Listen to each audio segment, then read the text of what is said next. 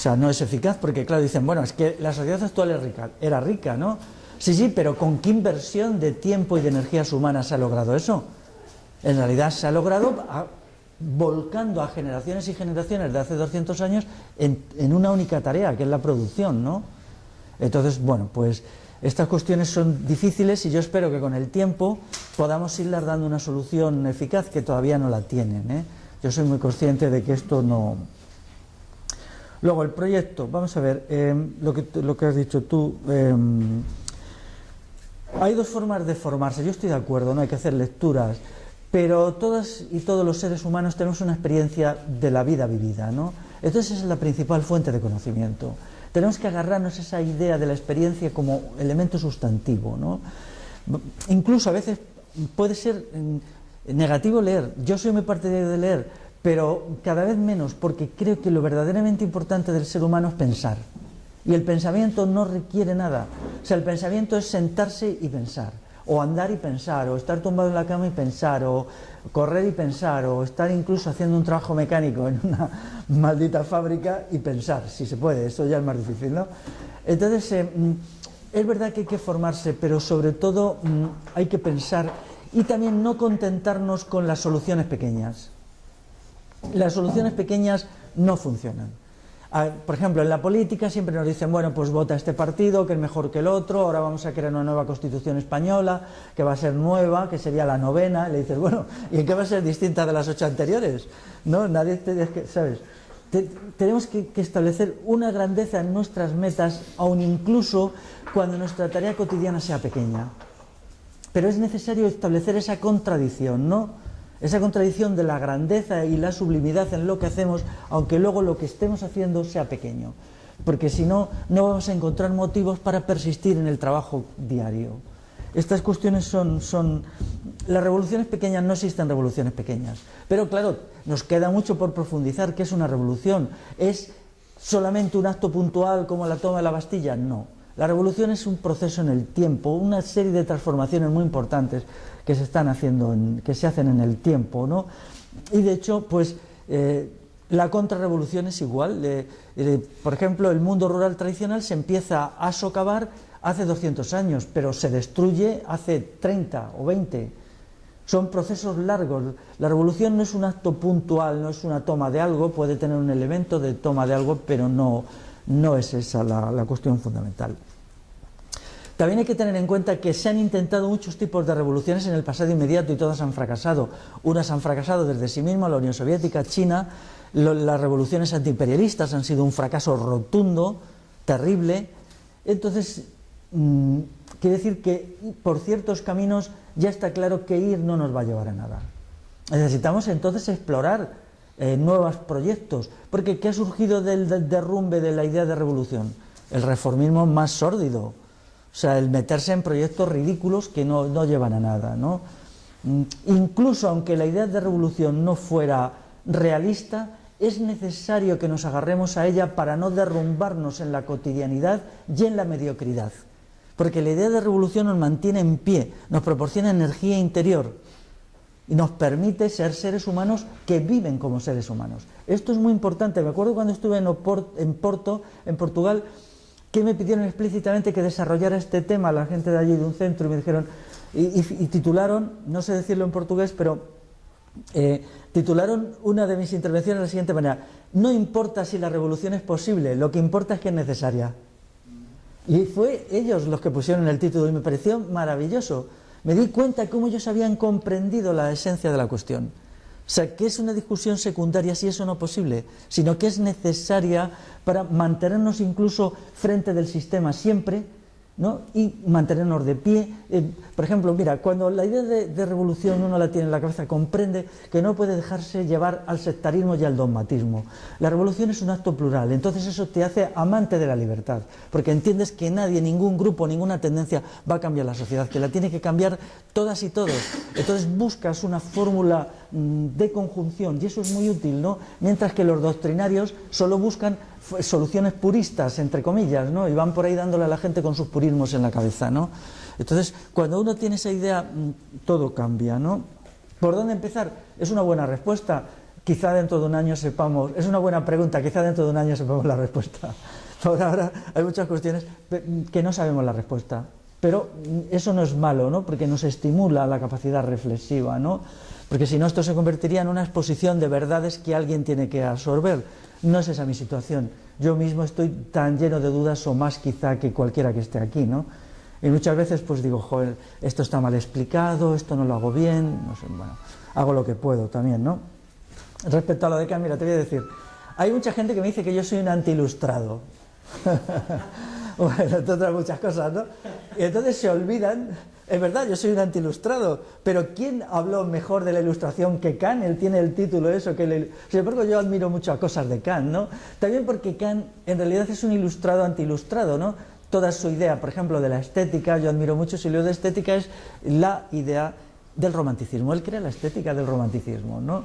¿Y qué cosa más romántica hay que la revolución, ¿no? Entonces vamos ligando ahí, ¿no? Entonces lo importante es que en las cosas que nos han heredado del pasado cojamos lo positivo. Hay cosas de Kant que son horribles, pero la ética tiene elementos positivos, su estética también, y la idea del imperativo categórico como sentido del deber y tal, yo la aprecio mucho, en realidad es una idea acogida del estoicismo, ¿no? Entonces creo que si nosotros queremos triunfar tenemos que absorber del pasado todo lo positivo, no lo negativo. Lo negativo hay que dejarlo ahí, el mundo medieval tenía muchas cosas negativas que yo no reivindico. Pero tenemos que liberarnos de esa tendencia a coger las cosas en un paquete, ¿no? No hay un paquete. Lo que sea bueno de la ilustración, ¿por qué no lo vamos a absorber, no? ¿Cómo definimos lo que es bueno? Estudiamos nuestra época, decimos nuestra época, vamos a definirla por tal, ¿no? Entonces, ¿qué necesitamos para transformarla? Necesitamos tal y cual. Entonces, nos vamos construyendo una cosmovisión transformadora, con las cosas buenas del pasado y también del presente. Hay gente que cree que yo estoy totalmente en contra del presente, no es verdad. Sería un fanático entonces, y entonces no me enfrentaría al presente de una manera dialéctica. Alguien de la Alta Edad Media dijo, los seres humanos son bipartidos, la teoría de la bipartición de Beato de Liébana. ¿Eso qué quiere decir? Un lado bueno y un lado malo. Todas las cosas son bipartidas. Y eso es muy útil cuando uno se lo aplica a uno mismo, porque te cura de la arrogancia. Todos somos bipartidos y nuestra vida es bipartida. Y tenemos que estar constantemente vigilando nuestro mal interior. Eso no era una parte del pensamiento del pasado. Se creía que había un mal, que era el capitalismo, y un bien, que éramos nosotros. Entonces eso llevó a un desastre total, porque en realidad eso no es verdad. Hasta el capitalismo tiene algunas cosas que pueden ser buenas o que pueden ser absorbidas, ¿no? Y nosotros siempre tendremos cosas malas, siempre. Entonces ese conflicto permanente es lo que nos mejora, ¿no? Porque en definitiva la mejora del sujeto es el elemento sustantivo. Entonces lo de Kant, bueno, pues está ahí, ¿no? Puede haber gente que no le guste, pero yo aprecio mucho la estética kantiana, ¿no? La necesidad de formación, es verdad, pero nosotros no tenemos que tener una formación libresca, tenemos que tener una formación para el debate de las ideas. ¿Qué es estar formado? Pues estar formados, por ejemplo, es saber defender los ideales y las ideas, saber dar una batalla en la calle, saber hablar en una plaza, no en el sentido, digamos, bonito, brillante de hablar, sino en el sentido de la eficacia. Necesitamos hacer mucha eficacia, necesitamos tener una solidez argumental, tener claro en líneas generales, bueno, tener claro las cosas. Yo creo que la mente humana y la claridad no son compatibles. La oscuridad es el destino del ser humano, ¿no? Pero bueno, una oscuridad que sea lo menos oscura posible, ¿no? Para no ir tropezando en todos los charcos, ¿no? Entonces todo esto nos permitirá, ¿no? Dar una respuesta a una sociedad que, daros cuenta, mirarla fríamente, no a través de los libros, ¿no? Que es verdaderamente una pesadilla. La sociedad actual es una pesadilla en todos los sentidos, ¿no? Lo que se está haciendo y cada vez más, ¿no? Hace poco no sé yo en qué pensaba, decía, joder, esto es mucho peor de cuando yo era joven, muchísimo peor, ¿no? Y entonces te das cuenta, ¿no? Que hay bueno, en realidad el término capitalismo incluye eso, porque el capitalismo no es estático, es evolutivo y evoluciona siempre en el sentido de reforzar más sus elementos de control, dominio, y el Estado igual, el Estado es evolutivo, es autoperfeccionable, por desgracia. ¿Quién no son perfeccionables? Desgraciadamente muchas veces la gente revolucionaria. La gente revolucionaria no se concibe como un proceso de perfección, sino se concibe como un momento. Hay un momento en que se afirman las verdades y que 150 años después hay que seguirlas repitiendo. Eso no puede ser. Tenemos que evolucionar también en nuestra capacidad de hacer frente al sistema. ¿Cómo se puede hacer una revolución en las ciudades? Vamos a ver. En parte, la idea de destruir las ciudades y la revolución integral también es revolución social. No tenemos que olvidar todas las experiencias de revolución urbana y revolución del proletariado que ha habido en el pasado. Tenemos que integrarlas en el proyecto, también lo positivo de ellas, ¿no? Ahora mismo ya sabéis que la Unión Europea tiene un proyecto para la reindustrialización de Europa, sobre todo el sur de Europa va a ser reindustrializado. Incluso dentro de 10-15 años puede ser que volvamos a un escenario de un proletariado industrial mucho peor pagado y mucho más explotado que el que ha habido ahora, pero eso yo lo doy por supuesto, ¿no?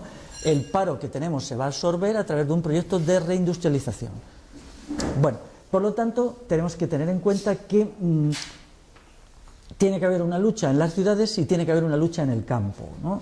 Y luego cada cual, según sus preferencias personales, busca su espacio de acción, ¿no? Puede ser la ciudad o puede ser el campo. Pero tiene que haber un proyecto, un programa común, y el programa tiene que ser el mismo para todos, ¿no? Y este programa tiene que incluir que las ciudades no es una forma humana de vivir, que la población tiene que estar racionalmente, por una vez la racionalidad dispersa por el territorio de una manera razonable, bueno, todo esto, ¿no? Que la recuperación medioambiental exige comunidades humanas muy cercanas a la naturaleza y no teniendo por medio un polígono industrial, por ejemplo, o 2 o 3, bueno, todo esto, ¿no? Mientras el proyecto y el programa tiene que ser común, las formas de acción tienen que ser variables según donde cada cual se encuentre en su vida, ¿no? Eso así de claro, ¿no? O sea, luego, la libertad de las mujeres en la sociedad tradicional. Bueno, esto es una cosa que ya Rosalía lo admite para la mujer gallega, lo dice abiertamente. Dice, la mujer gallega tiene muchas capacidades de acción que en principio parece que no existían. Esto se ha conservado hasta ahora. Yo he tenido ocasión en estos días de conocer algún caso que yo lo había leído en los libros, pero me ha impresionado. Aquí hay un estudioso, el Pajerto Saavedra, que cuenta historias muy interesantes del mundo gallego tradicional en el sentido femenino en el siglo XVIII-XIX. En el libro nuestro sobre feminicidio y autoconstrucción de la mujer viene bibliografía.